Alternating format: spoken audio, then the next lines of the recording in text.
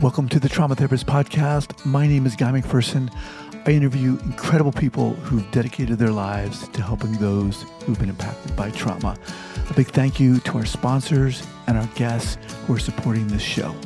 So 5, 4, 3, 2, and 1. All right, folks, welcome back to the podcast. Super excited to have as my guest today, Shelly Grimm. Shelly, welcome. Thank you. Thank you for having me, Guy. Shelly is a financial consultant, author, and founder of the Perpetual Caregiver, empowering families facing chronic illness.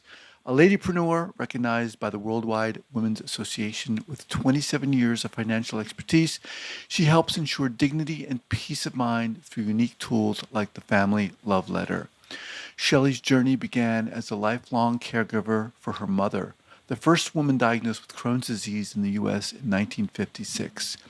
This path included legal emancipation at 13 and a harrowing turning point at 17 when a hit was put out on her life, forcing her to flee Amarillo and resolve to help others prepare for life's uninvited challenges. Wow, Shelly. I mean, come on, but we'll get to that. Before we do, share with our listeners where you're from originally and where you are currently. Well, I'm both from where I am originally and where I sit. So Amarillo, Texas is where I was born and where I was raised and where I departed from hastily and where I returned back in September of 2021 to help care for my significant other's parents who are now in their late stages of life and were experiencing some illnesses at the time. And just that season of life. So we're back here in our hometown. So how does all this start for you?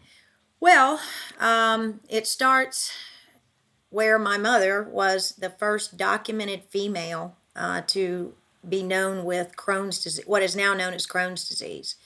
At the time, it was known as ileitis or terminal ileitis.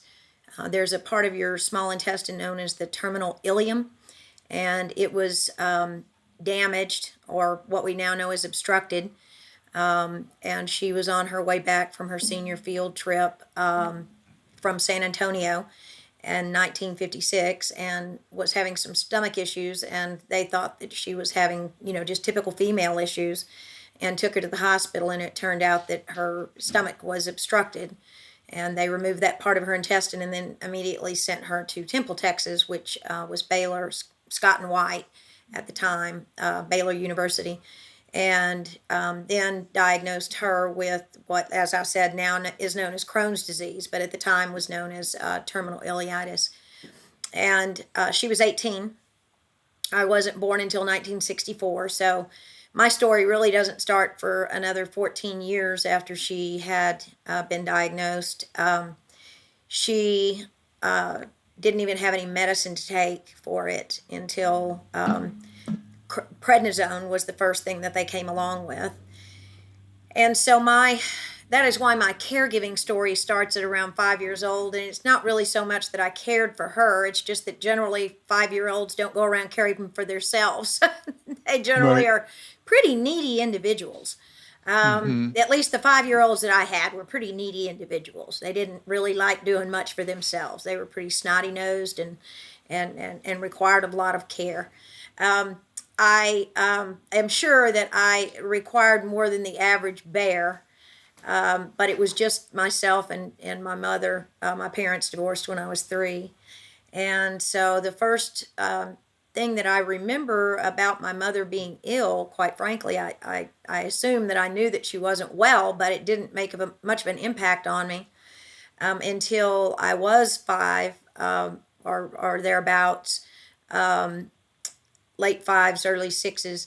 And my encounter with her being brought down to me in the lobby of our local hospital here, and her to tell me that she didn't think she was coming home, and that I would either be living with my grandmother or my father. She didn't know which one, but that she knew I'd be okay. And wow. And you were how old? 5? 5. Early Some 6s, accounts, I don't know exactly what month. So some accounts, my sister thinks I might have been 6. I don't, it's I was somewhere in there. So, 5 or 6. But my mother did make it, and she did come home. And the dilemma, the reason that it was so, I'll call it traumatic, is that the dilemma was my dad had custody of his son from his first marriage, who was 9 years my senior, and my grandmother had was taking care of my sister, who was 8 years my senior, and they were both pretty much a handful.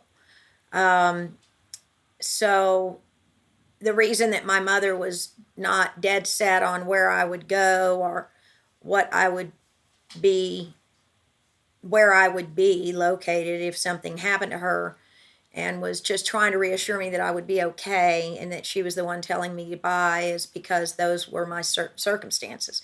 And she really didn't know where I was going to go. And I think back, and certainly while I was writing my book, is that her desire, and perhaps a lot of what I grew to know as her codependency on me, was that she really didn't have an adequate plan of what would happen Mm-hmm. to me. So Mm-hmm. I think a lot of her will to live centered a lot around what would happen to me if something happened to her. So that was how my story began, and it morphed into being a lifelong caregiver. So And I've certainly what found is, no lack of people needing care. They've certainly fallen into my lap. and when you say lifelong caregiver, what does that mean specifically? In Well, what my mother context or continued. capacity? Yeah, yeah. Well, of course, my mother continued to need care. She continued to be within my purview, I'll call it, until she passed away, and in 2001. And I was forced, for lack of a better word, or made the decision, the tough decision, to put her in a nursing home when she was 58 years old. She broke her hip. She actually broke it in the hospital, Mm-hmm. on one of her long bouts in the hospital. And I was not able to continue to have her in my home any longer, and have her cared for there. And then I was blessed with a son who is neurodivergent, and they didn't really have that diagnosis in 1988. He was diagnosed at 4 with his first diagnosis. And so Ben has a defective gene, so do I, of the MTHFR gene. I have 2 strands that are defective. He has one.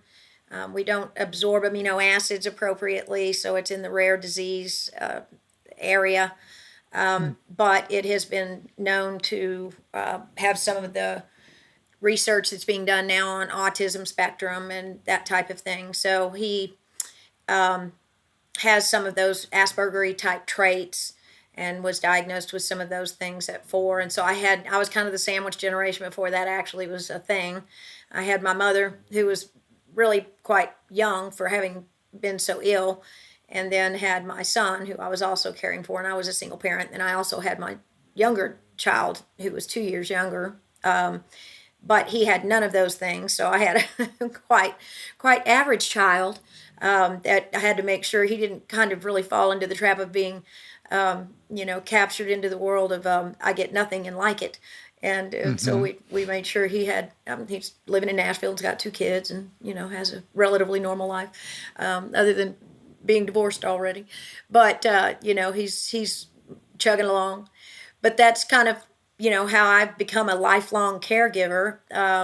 And unfortunately, it just kind of shaped how my life attracted that type of role. I guess I've landed in financial services and ended up finding a lot of people who needed my unique abilities to help straighten things out, and help them master complex systems and legal legal complex legal matters, to help them with trusts and successions and that type of thing. So it's it served me very well, and it served many of my clients very well, that I've known how to do a lot of the things that I've done because of that. So On your website, in the description of your book, some asses just need wiping, lessons on holding it all together as my mother's lifelong caregiver. As part of the description, the website says, what no one tells you about growing up as your parents' caregiver, the unspoken trauma of children who become their parents' caregiver, and how to stop it from happening again. When as you're growing up, as you're going through this experience, how are you managing? What are you doing to what does your day-to-day life look like? well, if you manage it well, and that's always the trick, right? If a child or if a young person is managing it well, they're very agile. They generally are very adaptable. I Multitasking. huh Multitasking. multitasking. I've always I've always compared it to something I read many years ago in a book where John Bradshaw was comparing it to a trauma kid is walking down the street of a busy, street downtown Houston, and you're walking alongside a friend who's not a trauma kid, and a big, huge, tall building, and all of a sudden a big bag of trash falls off of the top of the building and it lands right in front of you. And a trauma kid just walks around. You just walk around. And you just keep going. But the other friend stops, looks around. Where'd that come from? Where is another one going to fall? What's going to happen? Is it going to? I mean, what's going to? It's certainly there's another one coming, and if it is, who's it going to hurt? And stop, and let's make sure the traffic gets stopped. Hmm. Trauma kid's 2 blocks down, man. Another bag's coming.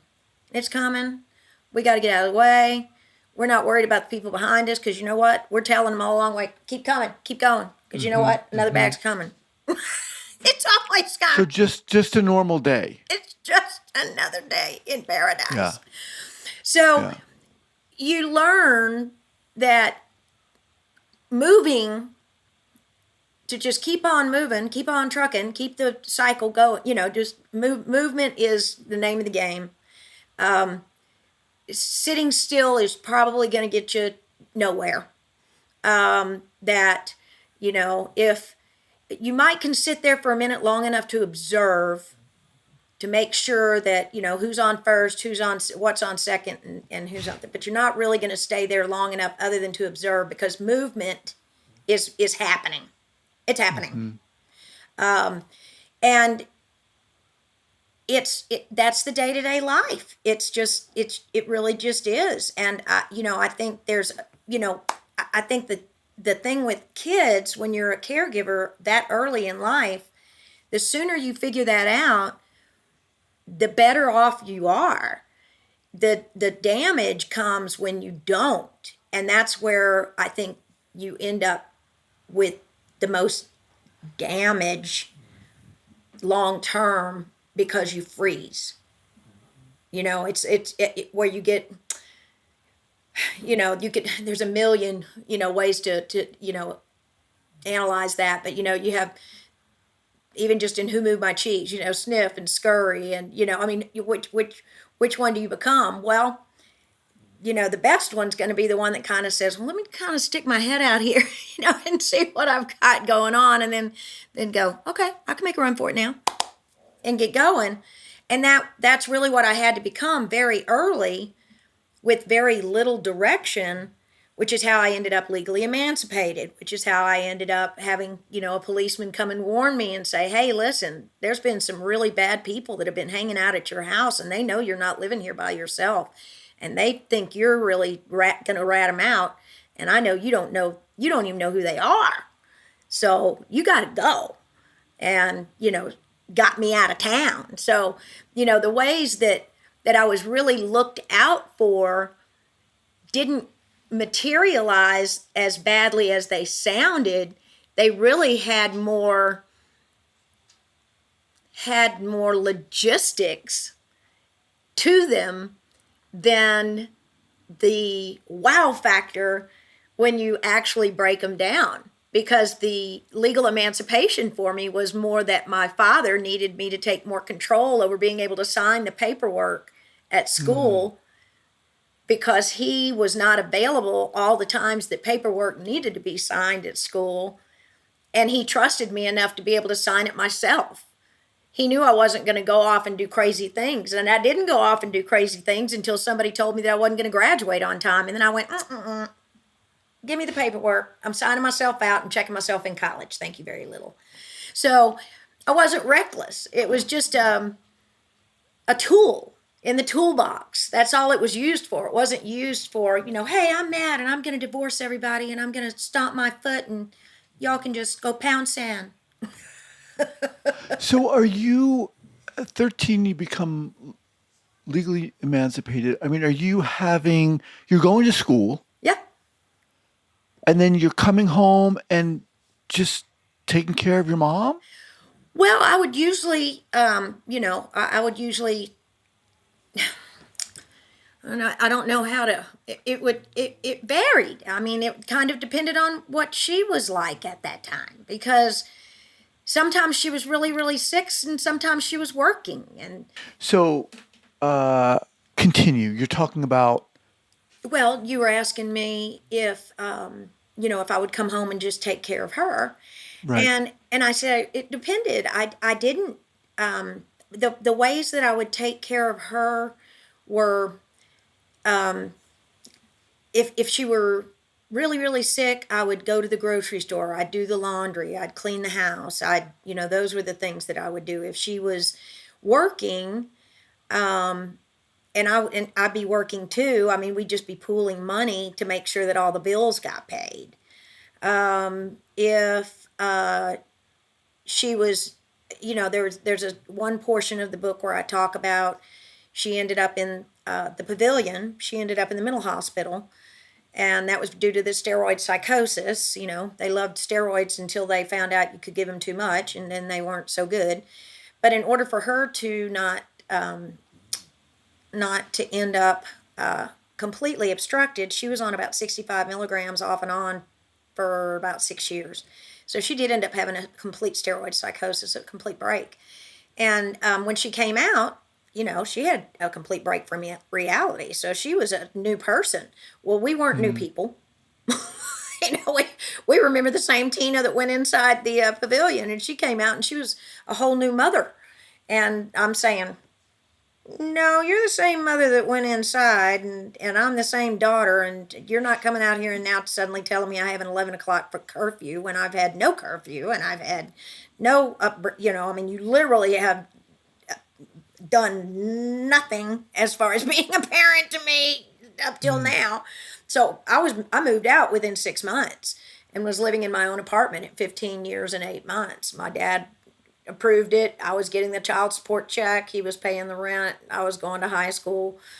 I mean, it was a crazy existence for somebody my age, but in my dad's opinion, it was better than the alternative, which was, my mother was, in his opinion, was, not trying to raise me as much as she was just trying to make herself feel better about trying to raise me, as opposed to being, how I was going to turn out. He felt like that if she was really worried about that, she'd done something sooner. So it was just, it was me raising myself. It was really just me trying to make sure that every single day I ended up, I was really lucky that my dad had provided a house for us to live in when they divorced, because I can tell you that I don't know that I would have not been homeless at some point as a kid. Where is your dad during this time? Emotionally unavailable and living in a very wealthy part of town, not a couple of blocks from where I live now in town, Okay. with Shelley, my this step monster. sounds, how I mean, my part of my, I think what I want to ask you is how the hell do you get through this? But I guess I answer myself and I say you just do. But where's your childhood? Didn't have one. And what is that? What does that do to you? Well, at the time, I didn't really understand that I was supposed to have one. As I got older, I realized I didn't have one, and I made daggum sure my kids did. Hmm. That was the first layer of, hey, um, especially with my son having some deficiencies, I made sure those were addressed. I didn't put my head in the closet and say, "You're not dyslexic. You don't have," with most kids who have some sort of spectrum disorder, they're behind development. Well, I knew something was wrong with Ben because he was way ahead of development. Hmm. He rolled over on day 4. He walked, at 5 weeks and 5 months and 3 weeks. He sat up by himself at 3 months. I mean, he was 11 pounds 1 ounce when I got him home from the hospital. He was just huge. Um, so we had our eyeball on him from the beginning because he was just lightning speed to get ahead of everybody else. And I'm like, something's not right. And then when I had the second one, I was like, something's definitely not right. Either one of them's way behind or one of them's way ahead, but Hmm. there's something definitely wrong. But with my having had to be self sufficient so young, I wanted to make sure that they didn't, that they at least had appropriate, you know, growth models. Now I'm not going to say I probably didn't make a lot of mistakes there too, but I was in therapy the whole time. I mean, I saw somebody the entire time. It was kind of like me saying, okay, is that enough or is that too much? Is that enough? Is that too much? Is that enough? Is that too much?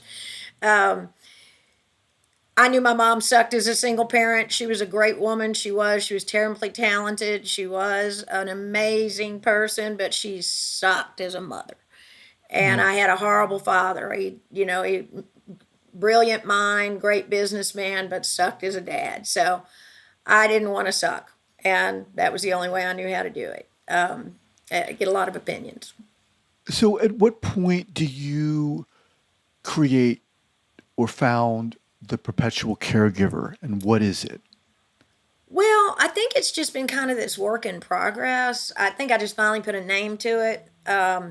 I The whole time that I was in financial services, and even started when I was in the legal field, because I did that. I worked in law firms prior to that for about 15 years, but that was always sort of what I did. I always was, putting together files. I was always putting together pieces of paper. People would bring me in, the tiniest of, oh, look what I found in the safe the other day. Look what I've got. That one piece of paper you told me to be on the lookout for. I was like, oh, yay. It Mhm. just always seems like it's been that way. And so it started becoming such a part of my practice. I mean, forever. It seems like we've been on the hunt for something. And so I've spent, you know, whether it was that I was an advisor, or I was as a regional vice president, or I was an executive vice president, or I was a division vice president. It didn't matter what I was constantly telling people, get your people organized. All of them have a financial junk drawer. And they need to dump it out and start going through it and putting it in some sort of organizational fashion, because somebody sometime is going to need it, and they're not going to be able to find whatever it is. I don't care what it is. It could be the key to their post office box. It could be the key to their safety deposit box. It could be their DD 214. It could be their, they said their will was somewhere, but you know what? It's not. It could be, you know, their cat's veterinarian, and their cat is the most important thing to them, and guess what, they have a stroke, the cat goes down, and they really want you to take the cat to the veterinarian and them not to the hospital. I mean, crazy stuff like that happens. Mm-hmm, So mm-hmm. you might not think that that's important, but you're not the one that gets to make that decision when it's not your information. It's somebody else's. So when I started working in this kind of capacity and I started running across all these tools, I started making it more of the important piece that I placed as, I'll call it, the primary factor for my advisors. Was, if you want to really help people, help them get organized. The rest Mm-hmm. of it will take care of itself, because if you can help them get the most important pieces, they'll remember you for getting them organized. They're going to have their money at the bank. They're going to have their insurance with State Farm. They're going to have it with Allstate. They're going to have it with Progressive. They're going to have it everywhere. The person who got them organized is the one they're going to tell their family to call when something happens to them. At what point did you say to yourself, I got to write this book? Oh, I had been writing it for a little over 20 years. The part that made me finally step back was my brother passed away very unexpectedly in July of 2022, and wasn't ill. I had gone out of town, and my significant other had been he'd had a bad cold, so he hadn't called him to see where he was at or anything, so nobody had checked on him. And so we didn't find him for what we feel like was probably 10 days. And it really took the wind out of my sails. And I felt like I needed at that point to really stop and document the profound impact that my childhood and the way my childhood upbringing had impacted my life, because I really didn't ever get to know my brother that well until I moved back here as an adult. Because he was brought up under, with my dad, and we Mm-hmm. never lived in the same household. So, we had just really started to kindle a relationship, a real one, as adults. And as I said, I lived here about 8 months when he passed. And so I just said, I'm going to check this, I'm going to go ahead and hang up the corporate high heels and do this. And it just kind of went ahead and I always tell people I feel like the Blues Brothers are going to come up behind me when I say this, but then I felt like I was on a mission from God after that, where, I have to go ahead and finish this mission of the Perpetual Caregiver. And, him and my dad both were always like, it's just so calm when when you're here doing things, everything just gets taken care of, all the stuff gets, done. So, it's, I'm just kind of trying to take all the things that probably were not really in order, probably was out of order. If you want to look at it that way, it's not really in order for a kid to do all the things I was doing. But if I can take some of those things and make other people's lives easier, maybe I can use some of that for the good. You said you wanted to kind of talk about the profound impact your childhood had on you. How would you articulate that?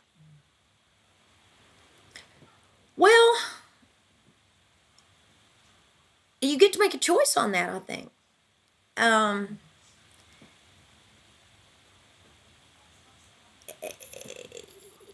it's not always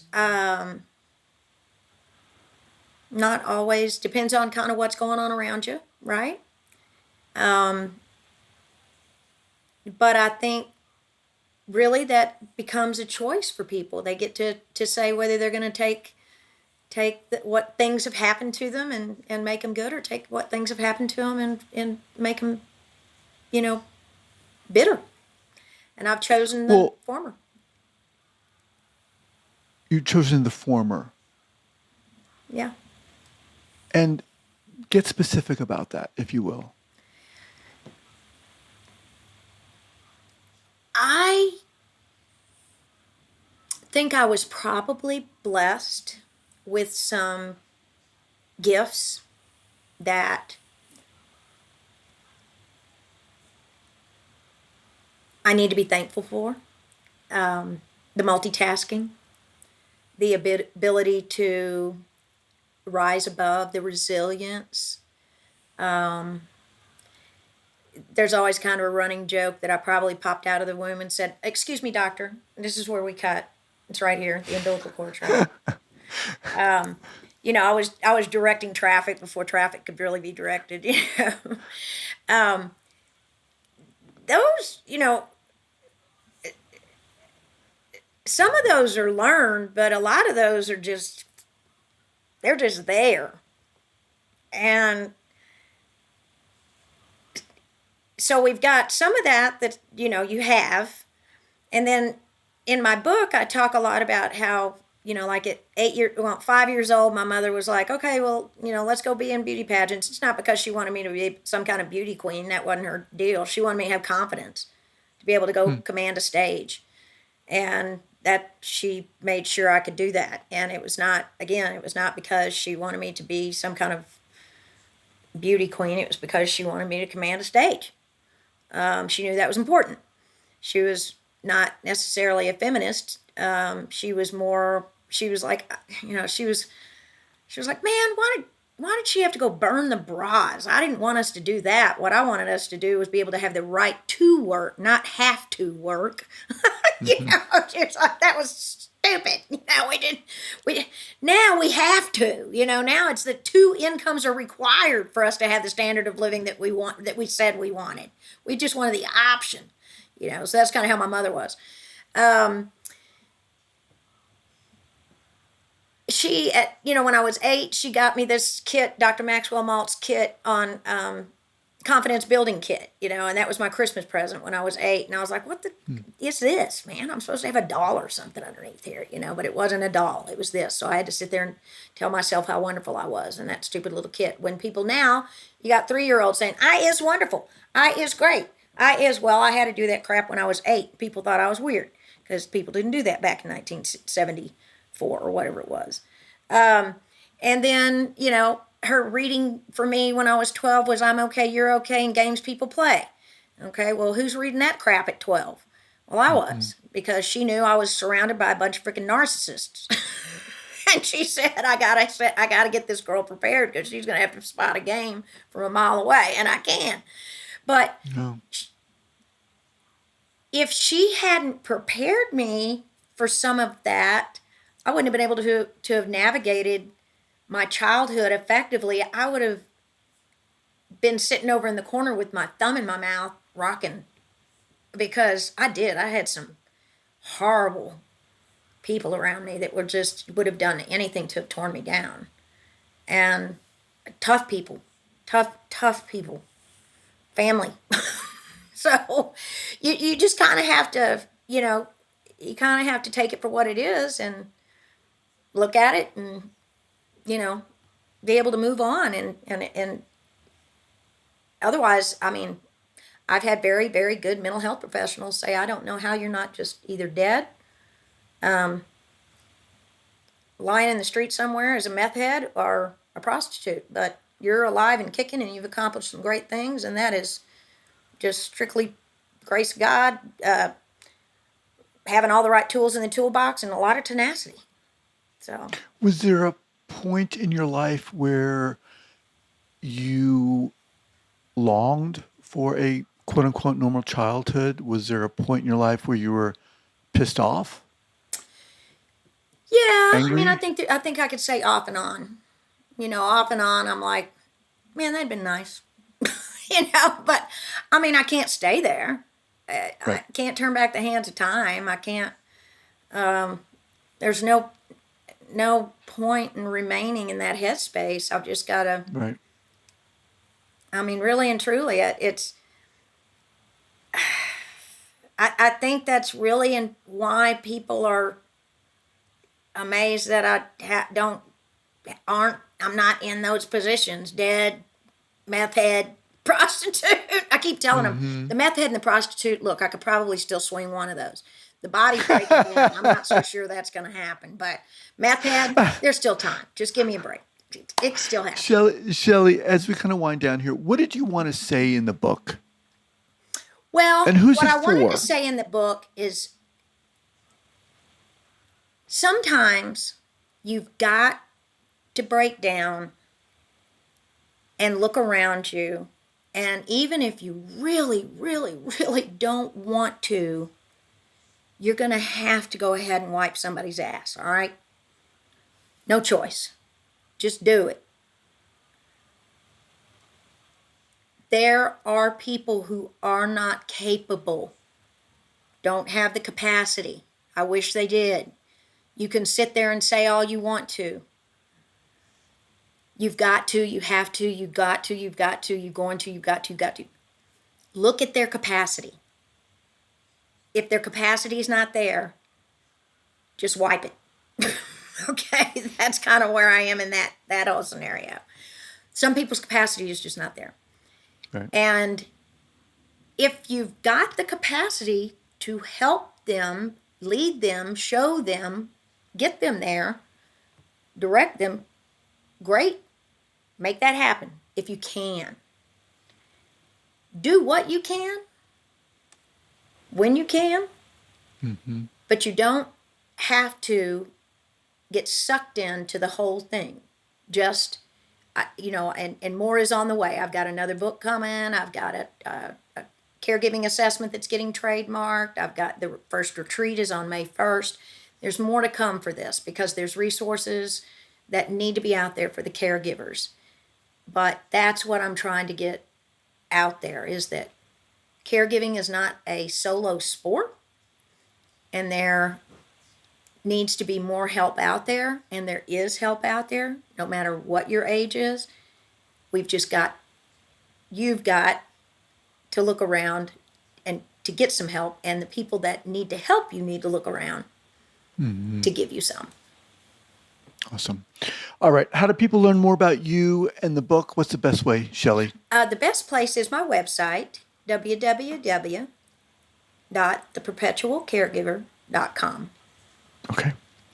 And we'll have all that linked up here at the show notes page at the traumatherapistpodcast.com. And we'll also have the book linked up there as well. Shelley, damn. You're amazing. Well, thank you. I've enjoyed the podcast. I appreciate you being here. We'll be in touch. Take care. Take care. Thank you so much. All right. Bye-bye. Have a good weekend.